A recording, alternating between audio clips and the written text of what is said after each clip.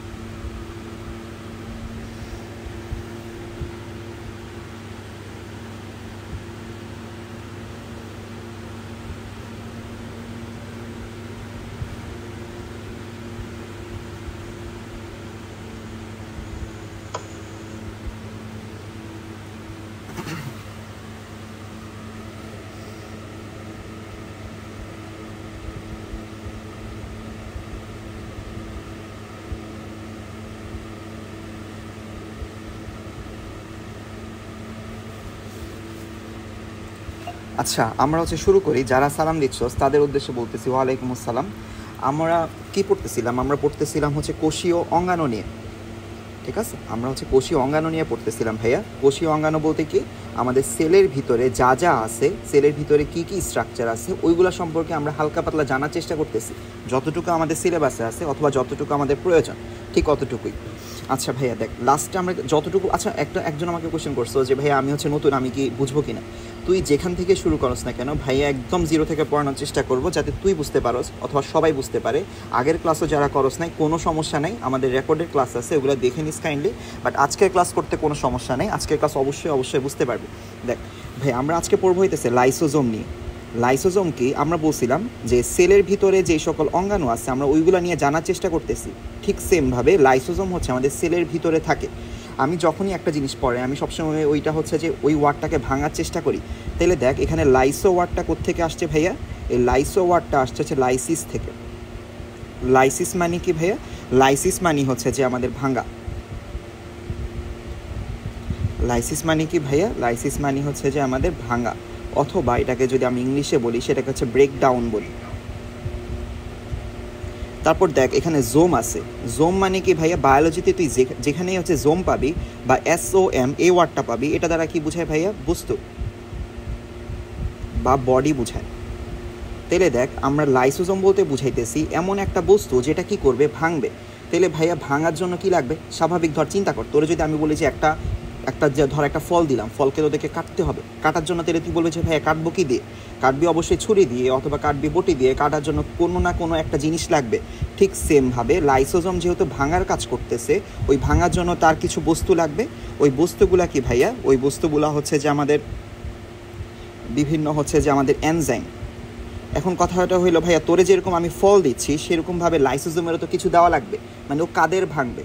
এই এনজাইমগুলা কাদের ভাঙে ভাইয়া? বিভিন্ন টক্সিন অথবা বিষ,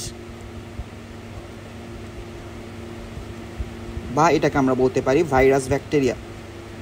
লাইক ধর, তোর সেলের ভিতরে কোনো ব্যাকটেরিয়া প্রবেশ করছে, ওইটা ব্যাকটেরিয়াকে তো সেল অ্যাকসেপ্ট করবে না মোটেও। সেল কি বলবে যে ব্যাকটেরিয়া যত ইচ্ছা আমাদের ক্ষতি করুক, সেল কিছুই বলবে না? না, এটা তো হবে না।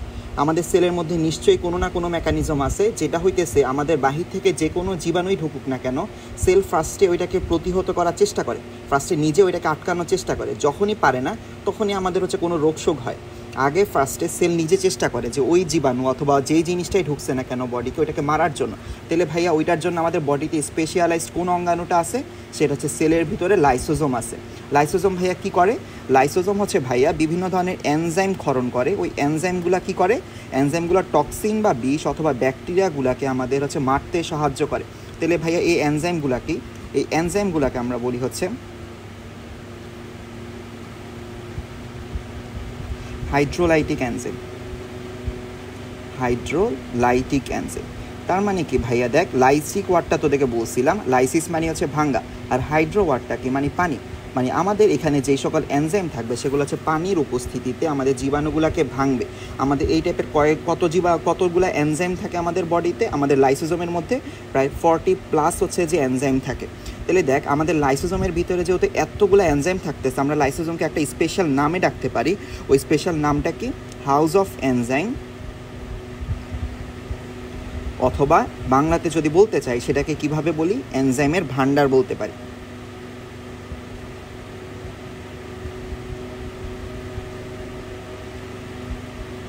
তাহলে দেখ ভাই আমি কি বলছি, আমি আবার রিক্যাপ করতেছি। দেখ আমি আজকে পড়াইতেছি লাইসোজোম। লাইসোজোম কি ভাইয়া? লাইসোজোম হচ্ছে সেলের একটা আমাদের অঙ্গাণু। এই সেলের অঙ্গাণুটা আমাদের কি করে? আমাদের হচ্ছে বিভিন্ন ধরনের এনজাইম ধারণ করে। বিভিন্ন বলতে কয়টা? আমাদের 40 ধরনের হাইড্রোলাইটিক এনজাইম ধারণ করে। এই 40 ধরনের হাইড্রোলাইটিক এনজাইমের ভাইয়া কাজ কি?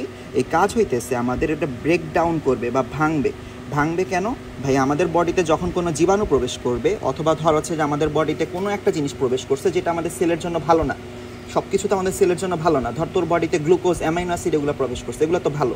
বাট ঠিক সেমভাবে যদি কোনো ব্যাকটেরিয়া, ভাইরাস অথবা কোনো জীবাণু প্রবেশ করে, আমাদের সেল তো ওইটা মোটেও ভালোভাবে নিবে না, তাই না? তখন সেল কী করবে? আমাদের লাইসোজোমটা অ্যাক্টিভেট হবে।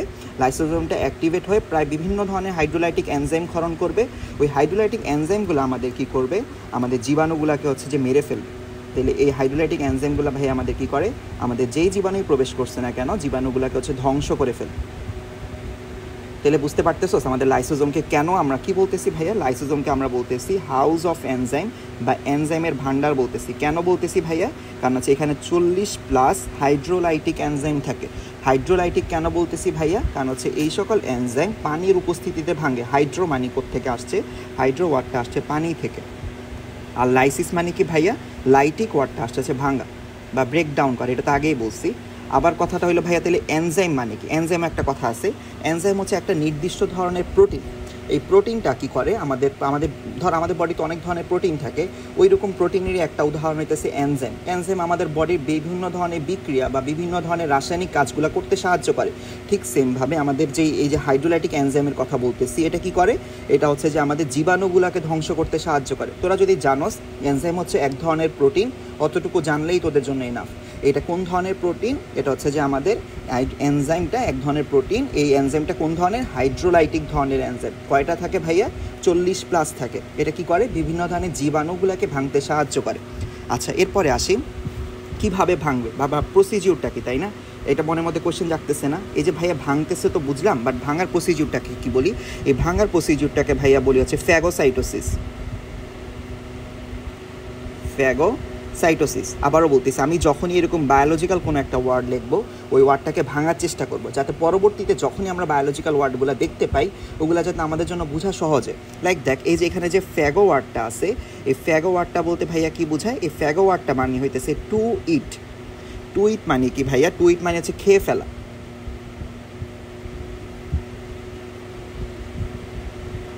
তারপর দেখ এরপরে আসতে হচ্ছে আমাদের সাইটো। আমাদের সাইট ওয়ার্ডটা মানে কি? সাইট ওয়ার্ডটা আছে যে কোষ অথবা সেল।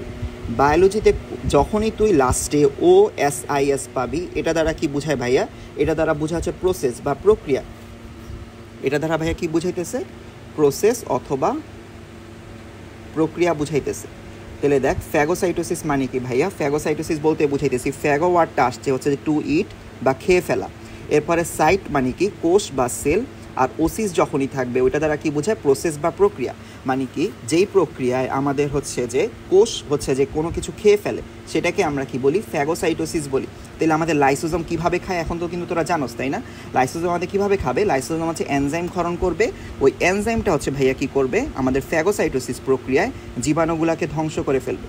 তাহলে আবারও বলতেছি, লাইসোজোম ভাইয়া কী করে? লাইসোজোম হচ্ছে বিভিন্ন ধরনের এনজাইম, স্পেশালি যদি আরও স্পেসিফিক বলতে চাই কোন ধরনের এনজাইম, হাইড্রোলাইটিক এনজাইম, এগুলো ক্ষরণ করবে। ওইটা ক্ষরণ করলে ওগুলা কী করবে? জীবাণুগুলোকে খেয়ে ফেলবে। এই জীবাণুগুলোকে যখন খেয়ে ফেলবে, এই প্রসিজিওরকে আমরা বায়োলজিক্যালি কোন টার্মে নামকরণ করি? এটাকে বলি ফ্যাগোসাইটোসিস বলি। আমরা দেখ লাইসোজোমের একটা নাম শিখছি।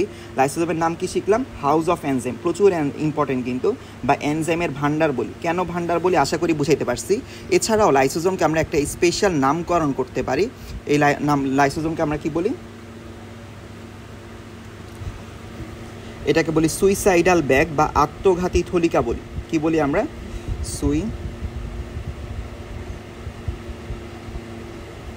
সুইসাইডাল ব্যাগ, অথবা এটাকে আমরা বলি আত্মঘাতী থলিকা। তাহলে ভাই এটা দ্বারা কি বুঝাইতেছেন আপনি? আত্মঘাতী থলিকা। দেখ চিন্তা কর, একটা বলে না ওই যে আমরা ফুটবল খেলায় যখন দেখি আত্মঘাতী গোল বলে না? আত্মঘাতী গোল মানে কি বলতো? আত্মঘাতী গোল বলতে বোঝায় যখন হচ্ছে নিজের বারকিতে, নিজের বারে যখন গোল দিয়ে দেয় তখনই তো সেটাকে আমরা কি বলি? আত্মঘাতী গোল বলি, তাই না? ঠিক সেমভাবে লাইসোজোম যখন নিজের সেলটাকেই খেয়ে ফেলবে তখন সেটাকে আমরা কি বলবো? আত্মঘাতী হচ্ছে যে আত্মঘাতী প্রক্রিয়া আর কি, আত্মঘাতী থলিকা বলি। তাহলে দেখ আমাদের লাইসোজোমকে ভাইয়া কী নামকরণ করতেছি আমরা? সুইসাইডাল ব্যাগ নামকরণ করতেছি বা আত্মঘাতী থলিকা নামকরণ করতেছি। আমি এটা এক্সপ্লেনেশন দিচ্ছি। দেখ এটা তোদের বইয়ে স্পেসিফিক নাই, বাট বিভিন্ন হচ্ছে যে স্কুলের টেস্ট পরীক্ষা এটা আসতে দেখছি আমি, তাই এটা নিয়ে আলোচনা করতেছি। দেখ সুইসাইডাল ব্যাগ কেন বলতেছি? ধর তোর বডিতে, আচ্ছা আগে আমি একটা সেল আঁকি। ভাই এটা একটা সেল, এই সেলের মাঝখানে ভাইয়া কি আছে? নিউক্লিয়াস আছে। এটাকে এন দ্বারা লিখতেছে, এটা নিউক্লিয়াস আছে। আর এইদিকে ধর হচ্ছে ছোটো ছোটো হচ্ছে যে আমাদের লাইসোজোম আছে, এগুলো ভাইয়া কি? লাইসোজোম। ধর তোর সেলের মধ্যে আমাদের অক্সিজেনের লেভেল কমে গেছে, O2 লেভেল কমে গেছে, O2 লেভেল ধর কমে গেছে, অক্সিজেন লেভেল কমে গেছে, অথবা ধর খাদ্যের অভাব ঘটছে, খাদ্য অভাব হইতেছে, অথবা ধর তোর পিএইচ, তোর বডির পিএইচ হইতেছে কমে গেছে। ভাইয়া পিএইচ কমে যাওয়া মানে কি? পিএইচ কমে যাওয়া মানে হইতেছে H+ অথবা হাইড্রোজেন প্লাস আয়নের কনসেন্ট্রেশন বেড়ে যাওয়া। তাহলে দেখ আবারও বলতেছি, ধর তোর বডিতে এমন একটা প্রসিজিওর শুরু হয়েছে যেখানে কি হইলো? অক্সিজেনের অভাব হয়েছে, অথবা খাদ্যের অভাব হয়েছে, অথবা পিএইচ কমে গেছে। পিএইচ কমে যাওয়া মানে কি? পিএইচ যখন 7 কমে যায় তখন সেটাকে আমরা কি বলি? অ্যাসিডিক কন্ডিশন বলি। আর অ্যাসিডিক মানে কি? H+ আয়নের কনসেন্ট্রেশন হচ্ছে আমাদের কি হয়ে যাবে? বেড়ে যাবে। এই যখন এরকম 3টা প্রসিজিওর ধর বা এরকম কোনো একটা জিনিস ঘটতেছে তখনই আমাদের কি হবে? এই যে লাইসোজোম দিয়ে দেখতে পাচ্ছস তোরা, আমি দেখাই, এই যেখানে যে লাইসোজোম দেখতে পাচ্ছস, লাইসোজোমের বাহিরে যে একটা আবরণ, এই আবরণটা হইতেছে আমাদের ছিঁড়ে যাবে। বা আমি যদি আরও এখানে স্পেসিফিক দেখাইতে চাই, ধর তোর আগে হচ্ছে খাবার দাবার খাইতেছস, অক্সিজেনের অভাব নাই, সব কিছু তোর বডিতে ঠিক আছে, এখন দেখতে লাইসোজোম এরকম। বাট ধর তোর বডিতে অক্সিজেনের অভাব ঘটছে, আমাদের হচ্ছে যে খাদ্যের অভাব ঘটছে, পিএইচের মান কমে গেছে, তখন দেখতে কেমন হবে? এরকম, মানে এরকম একটু জালিকার মতো হয়ে যাবে, এরকম ছিদ্র ছিদ্র হয়ে যাবে। তো তখন কি বুঝতেছস? দেখ আমাদের লাইসোজোমের ভিতরে কি আছে? বিভিন্ন ধরনের এনজাইমগুলো আছে। এই এনজাইমগুলো কী করে? ফ্যাগোসাইটোসিস প্রক্রিয়ায় জীবাণুগুলোকে খেয়ে ফেলে।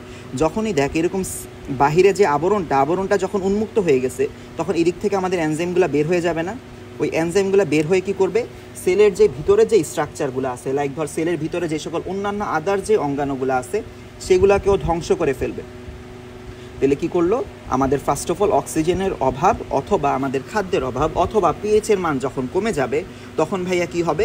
লাইসোজোমের বাহিরে যে একটা আবরণ আছে, এই আবরণটা কি হবে? আবরণটা হচ্ছে আমাদের দুর্বল হয়ে যাবে। দুর্বল হয়ে মাঝখানে ফাঁকা জায়গা তৈরি হবে। ওই ফাঁকা জায়গা দিয়ে ভাইয়া কি হবে? আমাদের লাইসোজোমের ভিতরে যে সঞ্চিত ছিল অথবা আমাদের ধারণ করছিল বিভিন্ন ধরনের এনজাইম, ওই এনজাইমগুলো বের হয়ে যাবে। ওই এনজাইমগুলো বের হয়ে কি করবে? সেলের যে আদার্স যে অঙ্গাণুগুলো আছে সেগুলোকে ধ্বংস করে ফেলবে। এই জন্য এটাকে ভাইয়া আমরা কি বলি? আত্মঘাতী থলিকা অথবা সুইসাইডাল ব্যাগ বলি। তাহলে বুঝতে পারতেছো সুইসাইডাল ব্যাগ কেন বলতেছি? নর্মালি তো এটা হওয়ার কথা ছিল না। লাইসোজোমের কাজ ছিল হইতেছে যে আমাদের বডিতে যখন জীবাণু প্রবেশ করবে ওই জীবাণুকে মারা, আমাদের সেলের তো ক্ষতি করার কথা ছিল না। যেহেতু এটা একটা হইতেছে মানে নিজের ক্ষতি করে ফেলতেছে, এই জন্য ভাইয়া এটাকে আমরা কি বলি? সুইসাইডাল ব্যাগ বলি। তাহলে তোদের কাছে আমি একটা কোয়েশ্চেন করি, এই যে সুইসাইডাল ব্যাগ যে বলতেছি এটা কি নর্মাল কন্ডিশনে হইতেছে বলতো? মানে এই যে লাইসোজোমের ভিতরে যে এনজাইমগুলো সঞ্চিত আছে এটা কি নর্মালি সেলের আদার্স যে অঙ্গাণুগুলো সেগুলোকে মেরে ফেলবে? সম্ভব? বুঝছস আমি কি কোয়েশ্চেন করছি? না ভাইয়া। না, কেন না বলতো? না যে বলছস, না ব্যাখ্যা আছে কোনো? কারণ ভাইয়া দেখ নর্মাল কন্ডিশনে তো আমাদের এই যে লাইসোজোমের বাহিরে যে আবরণটা তো একদম পরিপূর্ণ আছে। আবরণ যেহেতু পরিপূর্ণ আছে, ধর একটা জিনিসকে তুই ঘরের ভিতরে আটকে রাখছো, সেটা কি ঘর থেকে বের হইতে পারবে? না। যখনই হচ্ছে ঘরের দরজা খুলে দিবি তখনই বের হবে। তাহলে ভাইয়া ঘরের দরজা মানে কি? আমাদের লাইসোজোমের বাহিরে যে আবরণটা, তাহলে আবরণটা কখন খুলে যায়? আবরণটা খুলে যায় ভাইয়া নির্দিষ্ট কন্ডিশনে। নির্দিষ্ট কন্ডিশন কি ভাইয়া? যখন হচ্ছে অক্সিজেনের লেভেল কমে যাবে, যখন হচ্ছে ভাইয়া পিএইচের মান হচ্ছে কমে যাবে, অথবা যখন হইতেছে খাদ্যের অভাব ঘটবে, তখনই হইতেছে লাইসোজোমের বাহিরে যে একটা আবরণ আছে ওই আবরণটা আমাদের কি হয়ে যাবে? খুলে যাবে। আবরণ খুলে যায় মানে কি দরজা খুলে যাবে, তাই না? দরজা খুলে গেলে দরজার ভিতরে রুমের ভিতরে যেই সকল জিনিস আটকা ছিল সেগুলো কি হয়ে যাবে, আমাদের বের হয়ে যাবে। আমি কি তোদেরকে বুঝাইতে পারছি লাইসোজোম? তোর কি আমার কথা বুঝছস? লাইসোজোমকে আবার রিক্যাপ করতে হবে, বুঝছস কি না আমাকে? আচ্ছা বুঝছস। আমি এবার দেখ বইয়ে কি লেখা, বইয়ে বিশ্বাস করে এত কিছু লেখা না, আমি যতটুকু লেখাইছি এর থেকে অনেক কম আছে। বাট আমি যখন টেস্ট পেপার ঘাটছি তখন দেখলাম যে এর থেকে যদি আরেকটু বেশি জানো তোদের জন্য ইফেক্টিভ হবে। দেখ লাইসোজোম জীবকোষকে কি করে, জীবাণু থেকে রক্ষা করে। কিভাবে জীবাণু থেকে রক্ষা করে জানোস কিন্তু, তাই না? কারণ হচ্ছে লাইসোজোমের ভিতরে কি থাকে তোরা জানোস, লাইসোজোমের ভিতরে হচ্ছে যে আমাদের বিভিন্ন ধরনের এনজাইম থাকে। ওই এনজাইমগুলো ভাইয়া কি করে, এনজাইমগুলো হচ্ছে জীবাণুগুলোকে ধ্বংস করে ফেলে। কোন প্রক্রিয়ায় ধ্বংস করে, প্রক্রিয়াটার নাম বলতো? যে প্রক্রিয়া জীবাণুগুলোকে ধ্বংস করে ওই প্রক্রিয়াটার নাম বলতে পারবি? ফ্যাগোসাইটোসিস, তাই না? ফ্যাগোসাইটোসিস প্রক্রিয়া জীবাণুগুলোকে ধ্বংস করে।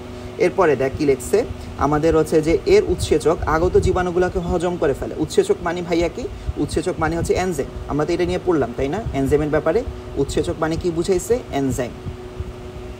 এরপরে দেখ আমাদের এর পরিপাক করা উৎসেচকগুলো একটি পর্দা দিয়ে আলাদা করা থাকে। একটা পর্দা দিয়ে যদি আলাদা করা না থাকতো তাহলে তো এটা হচ্ছে আমাদের কী করতো, সেলের ভিতরে যে স্ট্রাকচারগুলো আছে সেগুলোকেই ধ্বংস করে ফেলতো। এই জন্য এই এনজাইমগুলোকে কী করে রাখি আমরা, লাইসোজোমের বাহিরে একটা আবরণ থাকে, ওই আবরণ দিয়ে আলাদা করে রাখি। এটাই কথাই লিখছে এখানে। এই জন্য কী হয়, তাই অন্যান্য অঙ্গাণু এর সংস্পর্শে এলেও হজম হয় না। কেন হজম হয় না ভাইয়া, কেন এনজাইমগুলো অন্যান্য অঙ্গাণুগুলোকে নর্মালি কোনো ক্ষতি করতে পারে না? কারণ হচ্ছে যে লাইসোজোমের বাহিরে একটা আবরণ থাকে, ওই আবরণটা হইতেছে এনজাইমগুলোকে অন্যান্য অঙ্গাণু থেকে আলাদা করে রাখে। এই জন্য হইতেছে আমাদের এনজাইমগুলো অন্যান্য অঙ্গাণুকে কোনো ক্ষতি করতে পারে না। এরপরে দেখ, দেহে যখন অক্সিজেনের অভাব হবে বা বিভিন্ন কারণে লাইসোজোমের পর্দা ক্ষতিগ্রস্ত হবে, তোদেরকে কিন্তু বিভিন্ন কারণ বলে ফেলছে। যখনই হচ্ছে তোদের পরীক্ষায় আসবে তোরা কিন্তু বিভিন্ন কারণ লিখতে পারবি, তাই না? বিভিন্ন কারণ কি ভাইয়া, অক্সিজেনের লেভেল হচ্ছে আমাদের কমে যাবে, দেখ অক্সিজেনের লেভেল হচ্ছে আমাদের কমে যাবে, অথবা পিএইচ হচ্ছে কমে যাবে, অথবা খাদ্যের অভাব ঘটবে। পিএইচ কমে যাওয়া মানে কি ভাইয়া, পিএইচ কমে যাওয়া বলতে বুঝাইতেছি আমাদের H+ আয়নের কনসেন্ট্রেশন হচ্ছে বেড়ে যাওয়া, H+ আয়নের কনসেন্ট্রেশন হচ্ছে বেড়ে যাওয়া, অথবা খাদ্যের অভাব। এই তিনটা কন্ডিশন, অথবা আদার্স অন্যান্য কন্ডিশনে হইতে পারে। আমাদের লাইসোজোমের বাহিরে যে একটা আবরণ আছে ওই আবরণটা কী হয়ে যাবে, আমাদের নষ্ট হয়ে যাবে। যখনই নষ্ট হয়ে যাবে তখনই কী হয়ে যাবে, কোষটা মারা যাবে। কিভাবে কোষটা মারা যায় বলে ফেলছি, তাই না? এই প্রসিডিউরটাকে আমরা কি বলি, এইটার প্রসিডিউরটাকে আমরা বলেছি সুইসাইডাল ব্যাগ, অথবা লাইসোজোমের এই নেচারটাকে আমরা কি বলি, এটাকে আমরা সুইসাইডাল ব্যাগ অথবা আত্মঘাতী থলিকা বলি। বুঝাইতে পারছি তোদেরকে? আমার কথা কি বুঝছস? জি ভাইয়া বুঝছি। আচ্ছা জি ভাইয়া। ঠিক আছে, এরপরে আমি আরেকটা হচ্ছে যে অঙ্গাণু দেখানোর চেষ্টা করি। ধর হচ্ছে এরপরে আমি হচ্ছে গলগি বডি নিয়ে আলোচনা করতে চাইতেছি। গলগি বডি কি তোদেরকে পড়াইছি?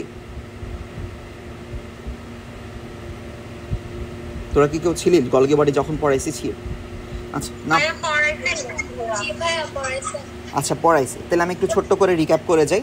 গলগি বডি ভাইয়া কি আবিষ্কার করে, গলগি বডি আবিষ্কার করে হইতেছে বিজ্ঞানী ক্যামেলিও গলগি। এটা কিন্তু তোদেরকে মেবি ওই ক্লাসে বলছিলাম, বাট হচ্ছে লিখে দেয়নি। কারণ লিখে দেয় নাই কেন, কারণ এগুলো হচ্ছে তোদের বইয়ে নাই, তো এই জন্য লিখি নাই। লিখে দিছিলাম, আচ্ছা ঠিক আছে, তাহলে হয়েছে। তো আমি 2 মিনিট জাস্ট একটু রিক্যাপ করে দিই। ক্যামেলিও গলগি ভাইয়া কি করে, আমাদের হচ্ছে গলগি বডিটা আবিষ্কার করে। তাহলে বুঝতে পারতেছি গলগি বডি, যে গলগি নামটা কেন আসছে, গলগি নামটা আসছে হচ্ছে বিজ্ঞানীর নাম অনুসারে। আর বডি মানে কি ভাইয়া, এই বডি মানে বুঝাইতেছে হচ্ছে যে আমাদের বস্তু।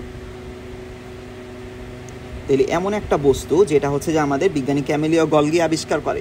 এই গলগি বডিকে ভাইয়া আমরা কি বলি, এই গলগি বডিকে আমরা বলি হচ্ছে প্যাকেজিং অর্গানালি বলি, প্যাকেজিং অর্গানালি বলি।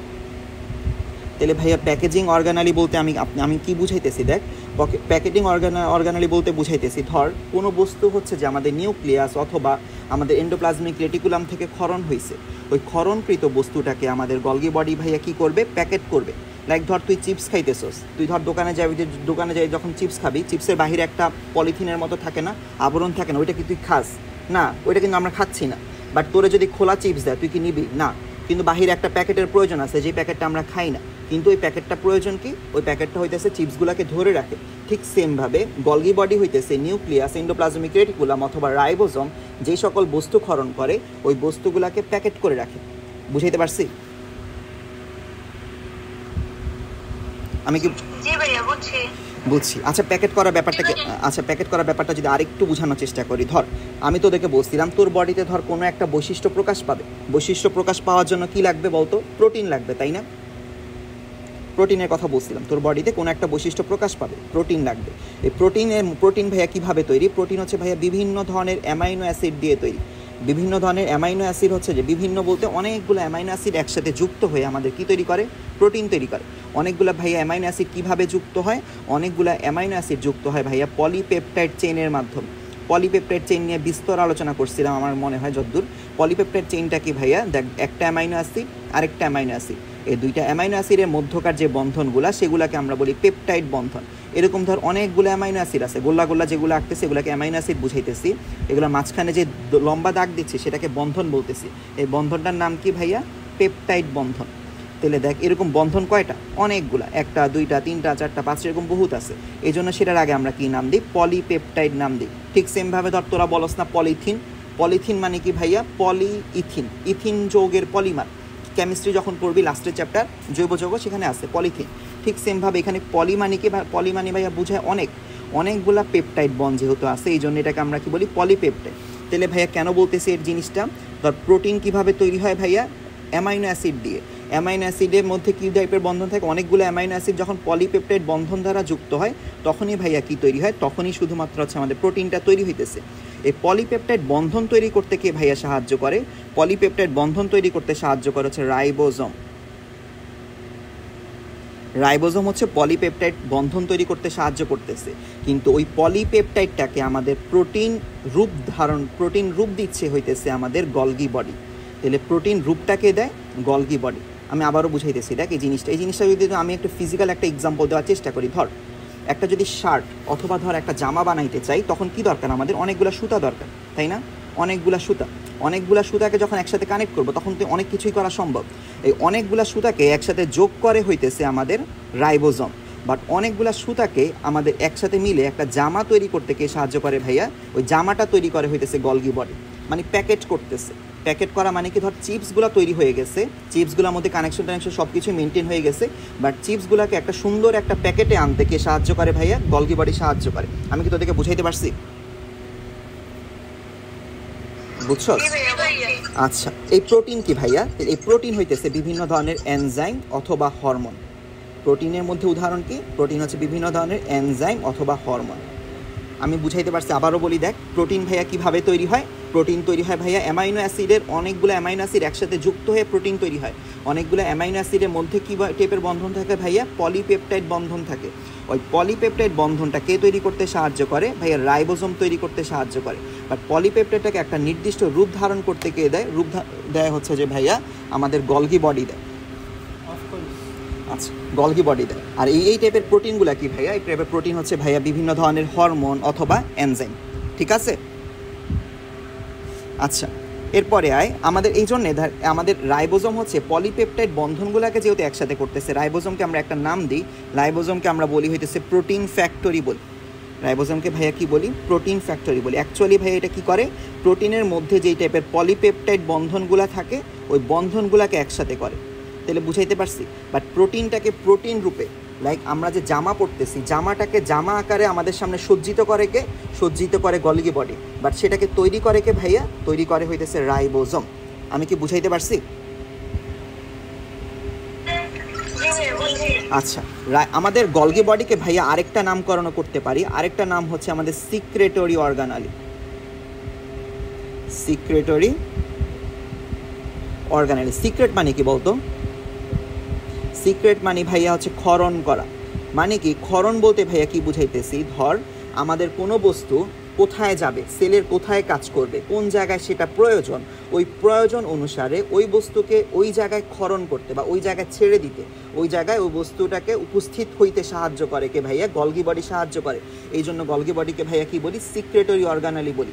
আবারও বলতেছি ভাইয়া, সিক্রেটরি অর্গানালি মানে কি, আমাদের সেলের কোথায় কোন বস্তুটা কখন প্রয়োজন, ওই প্রয়োজন অনুসারে সেলের মধ্যে বস্তুটাকে বিভিন্ন জায়গায় ক্ষরণ করতে কে সাহায্য করে ভাইয়া? গলগি বডি সাহায্য করে। তাহলে ভাইয়া বস্তুটা কোথায় তৈরি হবে? বস্তুটা কিন্তু গলগি বডিতে তৈরি হবে না, বস্তুটা আমাদের যেখানে তৈরি হওয়ার কথা নিউক্লিয়াস, রাইবোজোম, এন্ডোপ্লাজমিক রেটিকুলাম, এখানেতে তৈরি হবে। বাট এখান থেকে তৈরি হয়ে সেটা কোথায় গিয়ে কাজ করবে, কাজ করাটা কে নির্ধারণ করে ভাইয়া? গলগি বডি নির্ধারণ করে। এই জন্য গলগি বডিকে ভাইয়া কি বলি? সিক্রেটরি অর্গানালি বলি। আমি কিন্তু অনেকগুলো নাম পড়ায় ফেলছি, তোরা কি আশা করি বুঝতে পারছস? জি ভাইয়া বুঝছি। আচ্ছা ঠিক আছে, এরপর হচ্ছে এন্ডোপ্লাজমিক রেটিকুলাম।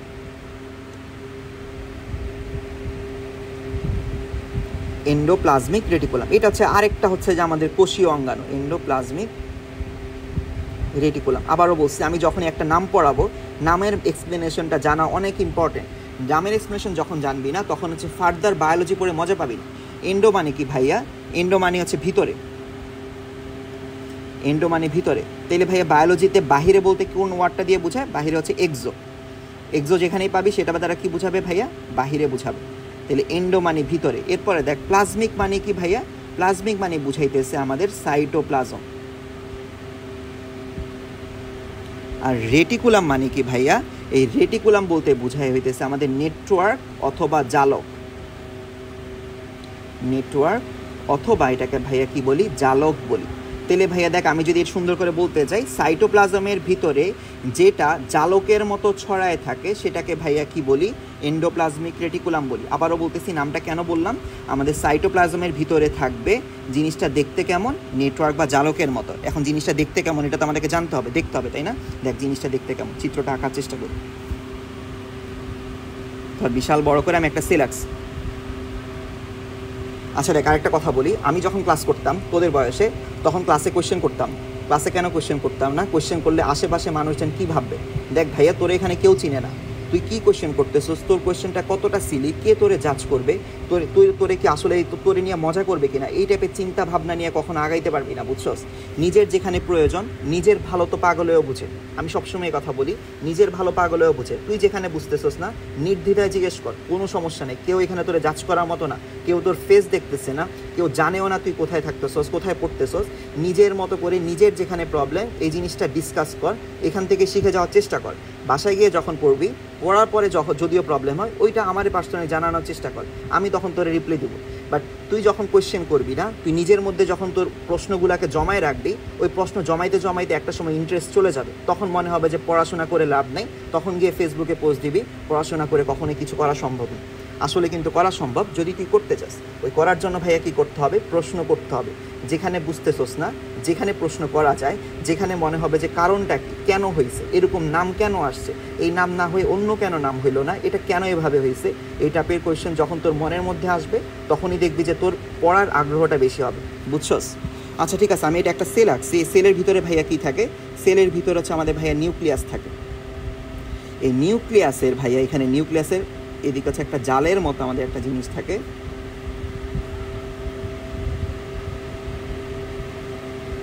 এটাকে ভাইয়া কি বলি? এই যে ভাইয়া যে এখানে আঁকছি এটাকে ভাইয়া বলেছে এন্ডোপ্লাজমিক রেটিকুলাম।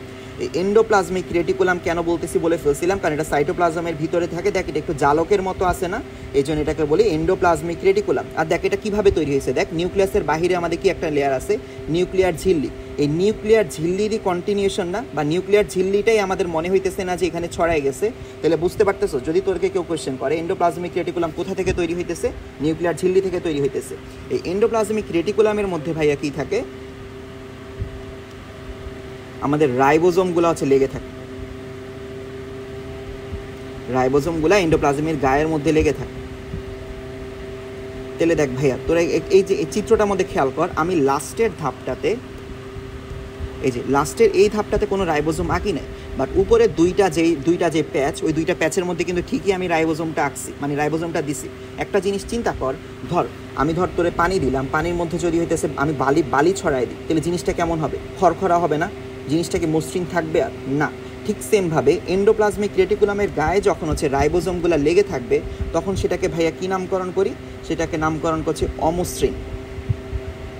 অমসৃণ endoplasmic reticulum. অমসৃণ মানে কি ভাইয়া? অমসৃণকে যদি আমি আরও হচ্ছে যে ইংলিশে করতে চাই তখন এটাকে বলি রাফ, ROUGH, রাফ আর বলতে ভাইয়া কি বুঝাইতেছি, এন্ডোপ্লাজমিক রেটিকুলাম। তাহলে দেখ, যেখানে রাইবোজোমটা গায়ের মধ্যে লাগানো নাই সেটাকে আমি ভাইয়া কি বলতে পারি, নামকরণ করতে পারি, বলতে একটু চিন্তা করে। মসৃণ বলতে পারি। মসৃণের ইংলিশ কি বলতো? স্মুথ, তাই না? স্মুথ। তাহলে এটাকে বলবো স্মুথ এন্ডোপ্লাজমিক রেটিকুলাম বলবো। তাহলে দেখ ভাইয়া কি হয়, ধর তোর নিউক্লিয়াসের মধ্যে আমাদের কি আছে, ডিএনএ আছে। নিউক্লিয়াস থেকে হচ্ছে যে আমাদের কি তৈরি হবে, এই ডিএনএ থেকে হচ্ছে যে আমাদের বিভিন্ন ধরনের হচ্ছে আলটিমেটলি প্রোটিনগুলো তৈরি হতে সাহায্য করবে, তাই না? নিউক্লিয়াসের মধ্যে জিন থাকে, ওইখান থেকে এমআরএনএ তৈরি হয়ে প্রোটিন হবে। এই প্রসিজার ব্যাপারে তোদেরকে বলছিলাম। এই ধর এখান থেকে যেই বস্তুটা ক্ষরণ হবে, ওই বস্তুটা আমাদের কোন দিক দিয়ে যাবে, এই এন্ডোপ্লাজমিক রেটিকুলাম দিয়ে গিয়ে আলটিমেটলি সেলে গিয়ে কাজ করবে। তাহলে বুঝতে পারতেছিস, এন্ডোপ্লাজমিক রেটিকুলাম নিউক্লিয়াস থেকে যেই সকল বস্তু ক্ষরণ হইতেছে ওইটাকে একটা পথ দিতেছে, মানে ওইটাকে একটা রাস্তা দিতেছে, ওই রাস্তা দিয়ে যাওয়ার জন্য। আবারও বলতেছি, ধর আমাদের নিউক্লিয়াসের সাথে যেহেতু লেগে থাকে, নিউক্লিয়াসের মধ্যে যে সকল বস্তু ক্ষরণ হয় ওই বস্তুটা কোন দিকে যাবে, ওই বস্তুটাকে যাওয়ার জন্য একটা পথ দিতেছে, এন্ডোপ্লাজমিক রেটিকুলাম হয়ে যায় আর কি। আর দেখ, আমরা বলছিলাম রাইবোজোম, যখন তোদেরকে একটু আগে দেখাইছিলাম, রাইবোজোমের কাজ কি বলছিলাম বলতো? রাইবোজোমকে ভাইয়া কি বলছিলাম মনে আছে? প্রোটিন তৈরি কারখানা বলছিলাম। ভাই তোদেরকে রাইবোজোমের কাজ বলছিলাম মনে আছে? রাইবোজোমকে প্রোটিন কারখানা বলতেছি, প্রোটিন তৈরি কারখানা। তাহলে চিন্তা করে দেখ, এন্ডোপ্লাজমিক রেটিকুলামের গায়েও যেখানে রাইবোজোমগুলো লেগে আছে সেটার কাজ কি হবে ভাইয়া বলতো? প্রোটিন তৈরিতে সাহায্য করা না? চিন্তা করে দেখ, একটা জিনিসের উপর এই যে রাইবোজোমগুলো লেগে আছে, রাইবোজোমের কাজ হচ্ছে প্রোটিন তৈরি করা। এন্ডোপ্লাজমিক রেটিকুলাম তাহলে কি করবে? প্রোটিন তৈরিতে সাহায্য করবে, তাই না? বুঝতে পারতেছস? আমাদের রাইবোজোমের কাজ হইতেছে ভাইয়া প্রোটিন তৈরি করা। আর রাইবোজোমগুলো ভাইয়া কিসের মধ্যে লেগে থাকে? রাইবোজোমগুলো হচ্ছে ভাইয়া এন্ডোপ্লাজমিক রেটিকুলামের গায়ে লেগে আছে। তাহলে এন্ডোপ্লাজমিক রেটিকুলাম ভাইয়া কি করবে? এন্ডোপ্লাজমিক রেটিকুলাম হইতেছে আমাদের রাইবোজোমের প্রোটিন তৈরিতে সাহায্য করবে। আর যেটা হইতেছে এন্ডোপ্লাজমিক রেটিকুলাম আরেকটা কাজ কি ভাইয়া? আরেকটা কাজ হইতেছে সেল থেকে যে সকল বস্তু ক্ষরণ হবে ওগুলোকে হইতেছে আমাদের একটা পথ দিবে, পথ দিয়ে হইতেছে সেলের বিভিন্ন জায়গায় কাজ করতে সাহায্য করবে। আমি যদি এবার তোদেরকে বইয়ে দেখানোর চেষ্টা করি, দেখ বইয়ে তোদের গায়ে কী লেখানো আছে, এন্ডোপ্লাজমিক রেটিকুলামের আবরণে গায়ে প্রায় সময় কি লেগে থাকে? রাইবোজোম লেগে থাকে। এই স্বাভাবিকভাবে রাইবোজোম লেগে থাকাতে এটা কিসে সাহায্য করে? প্রোটিন সংশ্লেষণের ঘটনাগুলো ঘটে। আমরা জানি রাইবোজোম ভাইয়া কি করে? প্রোটিন সংশ্লেষণ করে বা প্রোটিন তৈরি করে। প্রোটিন মানে কিন্তু আমি ব্যাখ্যা বলছিলাম, অ্যাকচুয়ালি প্রোটিন না, প্রোটিনের মধ্যে যেই টাইপের পলিপেপটাইড বন্ধনগুলো থাকে ওই বন্ধনগুলো তৈরি করতে সাহায্য করে। তাহলে আমাদের এন্ডোপ্লাজমিক রেটিকুলামের গায়ে যখন রাইবোজোম লেগে থাকবে, এন্ডোপ্লাজমিক রেটিকুলাম ভাইয়া কী করবে বলতো? ওই জিনিসটাকে সাহায্য করবে, তাই না? তারপর হচ্ছে দেখ, প্রবাহ পথ হিসেবে কাজ করে। প্রবাহ পথ মানে কি ভাইয়া? আমাদের কোষে যেই টাইপের অথবা নিউক্লিয়াসে যেই টাইপের পদার্থগুলো তৈরি হবে ওইগুলাকে যাওয়ার জন্য একটা রাস্তা দিবে। এ কথা তো দেখে বলছিলাম, তাই না? কখনো কখনো প্লাজমা মেমব্রেনের সাথে যুক্ত থাকে। প্লাজমা মেমব্রেন মানে কি? এই দেখ, আমাদের এটা হচ্ছে সেল। এই সেলের বাহিরের দিকে আমাদের কি থাকে? একটা সেল মেমব্রেন থাকে বা প্লাজমা মেমব্রেন থাকে। এন্ডোপ্লাজমিক রেটিকুলামটা কখনো কখনো প্লাজমা মেমব্রেনের সাথেও যুক্ত থাকে, মানে এটা এতটুকু ছড়ায় যায় যে প্লাজমা মেমব্রেন পর্যন্ত চলে আসে। চিন্তা করে দেখ, যখন প্লাজমা মেমব্রেন পর্যন্ত চলে আসবে তখন এটা কি করবে? যেই বস্তুটা আমাদের নিউক্লিয়াস থেকে অথবা সেল থেকে ক্ষরণ হয়েছে ওইটাকে আলটিমেটলি আরেকটা সেলে নিয়ে যেতে সাহায্য করবে, তাই না? চিন্তা করে দেখ, যদি ধর এখানে একটা সেল থাকতো, এখানে আরেকটা সেল আছে, তাহলে এটা কি করবে? এইটা এখান দিয়ে যে বস্তুটা আসতেছে সেটাকে বাহিরে অন্য একটা সেলে নিয়ে যেতে সাহায্য করবে। তাহলে এটা কি করতেছে? একটা সেলের সাথে আরেকটা সেলে কানেকশন মেনটেন করতে সাহায্য করতেছে। আমি তোদেরকে বুঝাইতে পারছি কিভাবে কানেকশন মেনটেন করতে সাহায্য করতেছে? আচ্ছা, ঠিক আছে। এরপরে হ্যাঁ বল। এন্ডোপ্লাজমিক রেটিকুলাম কি সব সময় কি লেগে থাকে না? মানে এন্ডোপ্লাজমিক রেটিকুলাম কি রাইবোজোম সব সময় লেগে থাকে না? এটা ব্যাপারটা এরকম না, রাইবোজোম আলাদাও থাকতে পারে, বুঝছস? রাইবোজোমের আলাদাও থাকতে পারে, বাট রাইবোজোম যখন এন্ডোপ্লাজমিক রেটিকুলামের গায়ে লেগে থাকে তখন সেটাকে আমরা বলি অমসৃণ এন্ডোপ্লাজমিক রেটিকুলাম। বাট রাইবোজোম নিজে আলাদা থাকতে পারে। আমি যখন রাইবোজোম পড়াইতাম তখন এটা বলতাম, বাট রাইবোজোম তো আমি এখন পড়াচ্ছি না, এই জন্য এটা বলার প্রয়োজন মনে করিনি আর কি। তোর কোশ্চেন? হ্যাঁ বল। যখন রাইবোজোম লেগে থাকে না তখন প্রোটিন সংশ্লেষণ হবে না? রাইবোজোম যখন লেগে থাকে না তখন প্রোটিন সংশ্লেষ অবশ্যই হবে না। কেন? আমাদের হচ্ছে যে রাইবোজোমটাই হচ্ছে আলটিমেটলি প্রোটিন সংশ্লেষ করতেছে, এন্ডোপ্লাজমিক রেটিকুলাম জাস্ট সাহায্য করতেছে, এছাড়া আর কিছু না, বুঝছস? আচ্ছা ঠিক আছে, এরপরে দেখ, তাই হ্যাঁ বল বল, কোনো কোয়েশ্চেন আছে? আর কোনো কোয়েশ্চেন? হ্যাঁ বল। নিউক্লিয়াস থেকে যে পদার্থগুলো ক্ষরণ হবে ওইগুলা যে পথ দিয়ে যাবে ওই পথের কোনো নাম আছে? না, এরকম কোনো নাম নেই। আচ্ছা ঠিক আছে, এরপরে দেখ, তাই ধারণা করা হয় যে এক কোষ থেকে অন্য কোষে উৎসেচক ও কোষে উৎপাদিত অন্যান্য দ্রব্যাদি এর মাধ্যমে চলাচল করে। এটাই তো বলছি এতক্ষণ ধরে, তাই না? মাইটোকন্ড্রিয়া, কোষ গহ্বর এগুলা সৃষ্টিতে এন্ডোপ্লাজমিক রেটিকুলাম গুরুত্বপূর্ণ ভূমিকা পালন করে। আমরা জানি এন্ডোপ্লাজমিক রেটিকুলাম নিউক্লিয়াসের সাথে লেগে থাকে, আলটিমেটলি নিউক্লিয়াস থেকেই তো সব কিছু তৈরি হবে, তাই না? তাহলে এন্ডোপ্লাজমিক রেটিকুলাম যেহেতু নিউক্লিয়াসের সাথে লেগে থাকে, এগুলো আমাদের কিসে সাহায্য করবে? মাইটোকন্ড্রিয়া এবং কোষ গহ্বর তৈরি করতে সাহায্য করবে। এটা হচ্ছে উদ্ভিদ এবং প্রাণী উভয় কোষে এরা উপস্থিত থাকে। আমি কি বুঝাইতে পারছি? আচ্ছা ঠিক আছে, আচ্ছা ঠিক আছে, এরপরে দেখ আমাদের হচ্ছে সেল ভ্যাকিউল, কোষ গহ্বর। এখানে একটা টপিক দেখতে পাইতেছি, কোষ গহ্বর ব্যাপারটা কি? কোষ গহ্বর সম্পর্কে তোদেরকে একটু ধারণা দিয়েছিলাম একবার, এটাকে আমরা বলতেছি সেল ভ্যাকিউল। তাহলে ভাইয়া সেল মানে তো ভাইয়া কোষ, ভ্যাকিউল মানে কি ভাইয়া? ভ্যাকিউল মানে হচ্ছে গহ্বর। চিন্তা করে দেখ, গহ্বর মানে কি? ফাঁকা জায়গা। তাহলে ফাঁকা জায়গা কেন থাকবে? চিন্তা কর, একটা সেলের মধ্যে ফাঁকা জায়গা থাকার প্রয়োজনটা কি? ধর আমি যদি দুইটা সেল আঁকি, এখানে একটা সেল আঁকলাম, এদিকে আরেকটা সেল আঁকলাম, এই সেলের মধ্যে ফাঁকা জায়গা, মাঝখানে আর নিউক্লিয়াসটা আঁকতেছে।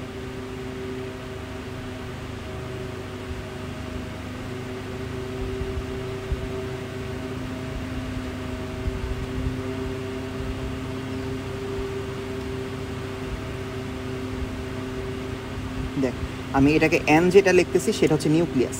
দেখ এ নম্বর চিত্রে অথবা বি নম্বর চিত্রে একটা পার্থক্য দেখতে পাইতেছিস। আমি এ নম্বর চিত্রটা একটু ভুল আঁকছি, একটু আমি যদি আবার কারেক্ট করার চেষ্টা করি, দাঁড়া এক সেকেন্ড। ধর একটা জায়গায় গহ্বর কখন থাকবে? গহ্বর থাকার মানে হইতেছে, ধর তোর কাছে একটা পানির বোতল আছে, ভাইয়া পানির বোতলে তুই কি করস বলতো? পানির বোতলে পানি রাখস, বা পানির বোতলে যখন পানি থাকে না, বোতলটা দেখতে কেমন? ফাঁকা থাকে। বাট বোতলটা তো ফাঁকা রাখার জন্য তোর কাছে তা নাই, তাই না? বোতলটার কাজ কি? বোতলটার কাজ হয়েছে ভিতরে পানি রাখা। ঠিক সেমভাবে সেলের মধ্যে একটা ফাঁকা জায়গা আছে, ফাঁকা জায়গার কাজ হইতেছে নিশ্চয়ই কোনো কিছু ধারণ করা অথবা কোনো কিছু জমা রাখা। তাহলে এটা কি জমা রাখবে ভাইয়া? এটা জমা রাখবে হইতেছে বিভিন্ন ধরনের অজৈব লবণ, তারপর হইতেছে আমাদের ধর হচ্ছে শর্করা, তারপর হচ্ছে প্রোটিন, চর্বি, আরও নানা হচ্ছে পদার্থগুলো জমা রাখাই হইতেছে এটার কাজ। সেল ভ্যাকিউলের ভাইয়া মূলত যদি করে একটা কোয়েশ্চেন করি, সেল ভ্যাকিউল আমাদের কোষে কি করে? সেল ভ্যাকিউল ভাইয়া হচ্ছে কোষে হইতে পিএইচের মানটা নিয়ন্ত্রণ করে। বুঝতেই পারতে স্যার, পিএইচের মান যখনই উলটপালট হবে, ওই যে তখন কি হবে? লাইসোজোমের প্রাচীরটা হইতেছে কি হয়ে যাবে? লাইসোজোমের প্রাচীর দুর্বল হয়ে যাবে, ভিতর থেকে হাইড্রোলাইটিক এনজাইমগুলো বের হয়ে আসবে। তাহলে সেলের তো পিএইচটা মেনটেন করা প্রয়োজন আছে, তাই না? ওই সেলের পিএইচটা মেনটেন করতে কে সাহায্য করে ভাইয়া? এই সেল ভ্যাকিউল অথবা কোষ গহ্বর সাহায্য করে। তাহলে পিএইচের মানটা হচ্ছে কন্ট্রোল করে। তাহলে যদি তোরে বলে ধর তোর বডিতে তোর সেলে একটা সেলের মধ্যে পিএইচের মানের তারতম্য হওয়ার জন্য অথবা পিএইচের মানটা মেনটেন করার জন্য কোন অঙ্গাণুটা দায়ী ভাইয়া? কোষ গহ্বর দায়ী। কোষ গহ্বরের ভাইয়া কাজ কি? কোষ গহ্বরের কাজ হইতেছে বিভিন্ন ধরনের পদার্থগুলো হচ্ছে জমা রাখা। এই বিভিন্ন ধরনের পদার্থগুলো যখন একসাথে জমা থাকে, তখন এটাকে একসাথে ভাইয়া কি বলি? এটাকে একসাথে বলি কোষ রস বলি। তাহলে ভাইয়া তোকে যদি বলি কোষ রস কই থাকে? কোষ রস থাকে হচ্ছে যে কোষ গহ্বরে। কোষ রসের মধ্যে ভাইয়া কি কি থাকবে? কোষ রসের মধ্যে ভাইয়া হচ্ছে বিভিন্ন ধরনের অজৈব লবণ থাকবে, শর্করা থাকবে, প্রোটিন থাকবে, চর্বি থাকবে, আরও হচ্ছে নানা জৈব অজৈব পদার্থ থাকবে। এটাই হইতেছে আমাদের কোষ গহ্বরের কাজ। আমি যদি তোর এবার বইয়ে দেখাইতে চাই, দেখ বইয়ে কি আছে? আমাদের একটা ফাঁকা স্থান দেখা যায় একটা কোষের মধ্যে, সেটাকে আমরা কি বলি? কোষ গহ্বর বলি। কোষ গহ্বর হচ্ছে সাধারণত উদ্ভিদ কোষের বৈশিষ্ট্য। কেন ভাইয়া উদ্ভিদ কোষের বৈশিষ্ট্য? আমি তোদেরকে একটা চিত্র আঁকতে চাই, শুরুতে যেটা আঁকছিলাম।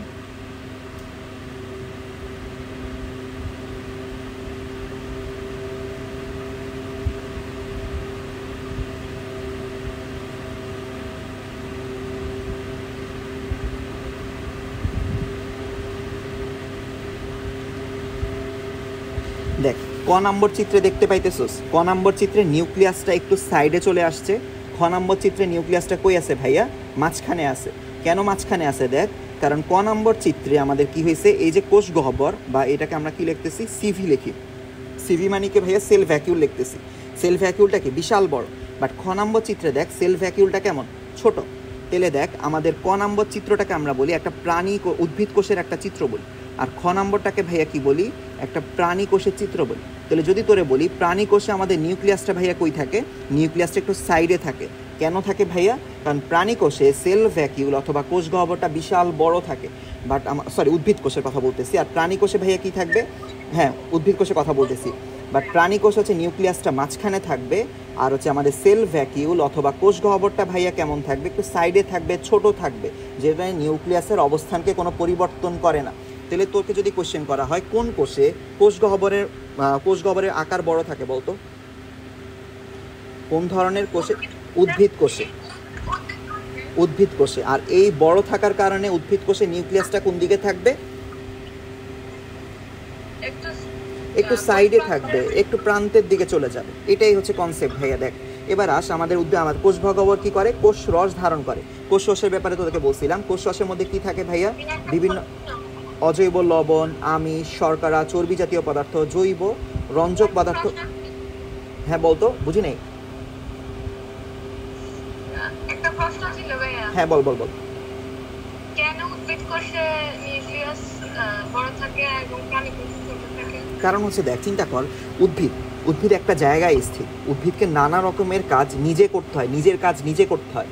এর জন্য তোর কাছে কি মনে হয় না উদ্ভিদের সঞ্চিত খাবারের পরিমাণ বেশি থাকা প্রয়োজন? কারণ প্রতিকূল পরিবেশে অথবা যখন তার খাবারের সংকট, তখন ওইখান থেকে সে যাতে খাবারটা মেনটেন করতে পারে। কিন্তু আমার কথা চিন্তা কর, অথবা প্রাণীর কথা চিন্তা কর।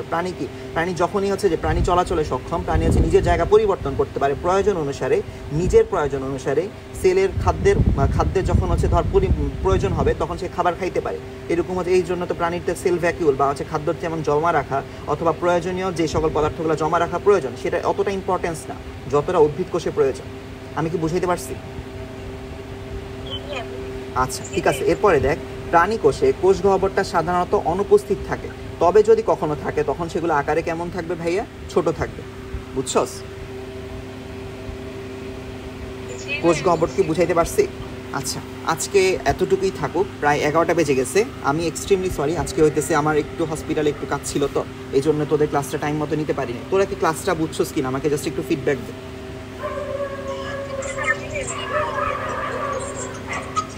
বুঝছস? আচ্ছা ঠিক আছে। কারো কি কোনো কোয়েশ্চেন আছে? মানে কেউ কি কোনো কোয়েশ্চেন করতে চাস? আচ্ছা ঠিক আছে, আমরা হচ্ছে এখানেই শেষ করে দিচ্ছি। আমরা চেষ্টা করবো হইতেছে কালকে কোষীয় অঙ্গাণু পুরোটা শেষ করে দেওয়ার। তোদের কিন্তু একটা মেগা এক্সাম হওয়ার কথা। মেগা এক্সামে ভাইয়া যতটুকু পড়াবো অতটুকু এক্সাম। আমি আশা করতেছি তোদের সব থেকে ভালো কিন্তু বায়োলজিটাই হবে। বায়োলজি একদম তোদেরকে কিন্তু ধরে ধরে যতটা বোঝানো দরকার ততটুকুই বোঝানোর চেষ্টা করতেছি তোদের। তারপরও যখনই তোরা কোনো কোয়েশ্চেন সলভ করতেছিস, যে কোনো প্রবলেম, আমি কিন্তু সবসময় বলছি ফিল ফ্রি টু হচ্ছে নক মি, আমাকে নক কর, আমি তোদেরকে অ্যান্সার করার চেষ্টা করবো। বাট তোরা যখন নক করবি না, তখন কিন্তু আমি অ্যান্সার দিতে পারবো না। চেষ্টা কর নিজে বাসায় পড়ার, যতটুকু পড়াইছি। যখন বুঝবি না, রেকর্ডেড ক্লাস দেখো, যখন বুঝতেছিস না, তখন হইতেছে আমাকে একটা নক দে, তখন আচ্ছা আমি তোকে বুঝাই দেওয়ার চেষ্টা করবো। ঠিক আছে? আচ্ছা ঠিক আছে। যারা ক্লাস করছো, এক্সামটা আমরা চেষ্টা করবো হইতেছে 3টা সাবজেক্টই একটা মানে একসাথে নেওয়ার। একটা ধর হচ্ছে বায়োলজি 30 মার্ক থাকবে, কেমিস্ট্রি 30, ফিজিক্স 30, এই টাইপের ধর চেষ্টা করবো। আলাদা আলাদা নিব না, একসাথে নিব। এখন বায়োলজি যেহেতু এই চ্যাপ্টারটা একটু বড়, পুরো চ্যাপ্টার দেওয়াটা সম্ভব না। এই জন্য চেষ্টা করবো হইতেছে এই চ্যাপ্টারটা ভাইয়া যতটুকু পড়াবো অতটুকুই হচ্ছে তোদের সিলেবাস। ঠিক আছে?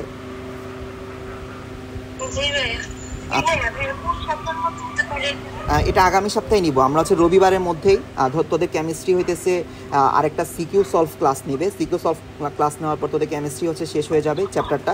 ফিজিক্স তো অলরেডি শেষ করে দিছে ফাহিম। এরপরে বায়োলজি ভাইয়া যতটুকু পড়াইছি এটার উপর ধর আরও রবিবার আমাদের শনিবারের মধ্যে অথবা রবিবারের মধ্যে শেষ হয়ে যাবে। 2-3 দিন পরে আমরা এক্সামটা নেওয়ার চেষ্টা করবো। আর এক্সাম হচ্ছে একটা প্রাইজ মানি রাখার চেষ্টা করছি, 2000 টাকা প্রাইজ মানি। যারা ফার্স্ট সেকেন্ড থার্ড হবে তাদের কাছে যে আমরা কিছু গিফট দেওয়ার চেষ্টা করবো। ঠিক আছে? ঠিক আছে। আচ্ছা ঠিক আছে ভাই, আল্লাহ হাফেজ। কালকে আমার ক্লাস 9:30টায়। সবাই থাকবে আশা করি। আসসালামু আলাইকুম। ওয়ালাইকুম আসসালাম।